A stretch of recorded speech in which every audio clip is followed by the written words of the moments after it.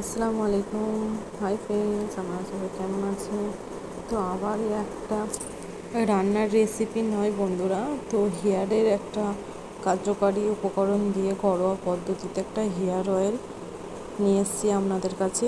তো কীভাবে বানাচ্ছি দেখে নিন। তো দেখুন কী কী জিনিস লাগছে, কী কী জিনিস নিয়েছি। ঘরোয়া সব কিছু নিয়ে আমাদের চুলের জন্য এখন তো সবার ক্ষেত্রে চুলের ড্যান্ড্রফ, চুল ঝরা, এসব সমস্যা তো লেগেই রয়েছে। তো এইভাবে যদি আমরা বাড়িতে হেয়ার অয়েলটা তৈরি করি তো কিছুটা পরিমাণ আমরা চুল ঝরা থেকে মুক্তি হতে পারে। তো কী কী দিচ্ছি দেখে নিন। প্রথমে দিয়ে দিচ্ছি লং, অ্যালোভেরা, লেবু, পেঁয়াজ, বিটরুট কেট করে রেখেছিলাম ওটাও দিয়ে দিলাম, মেথি দানা, কালো জিরে। দেখুন কালো জিরে দিয়ে দিলাম, ভালো করে নাড়াচাড়া করে নিচ্ছি। তো এরপর দেবো ক্যারি পাতা। দেখুন বন্ধুরা ক্যারি পাতা দিয়ে দিচ্ছি। এরপর দিচ্ছি কেশুরদে পাতা। তো কেশুরদে পাতা হচ্ছে আমাদের চুলের জন্য বেস্ট, পাকা চুলকে কালো করতে সাহায্য করে, খুবই সুন্দর। তো দেখুন কালারটা চেঞ্জ হতে থাকবে এবার।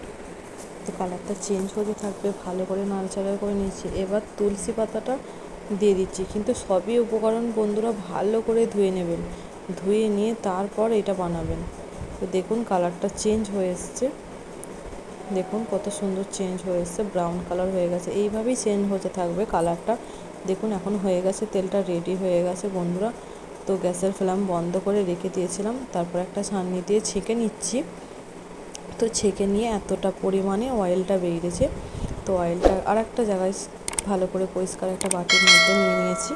তো ওতে দুটো ভিটামিন ই অয়েল দিয়ে দেখুন বন্ধুরা অনেক দিন করে স্টোর করে আপনারা রাখতে পারবেন।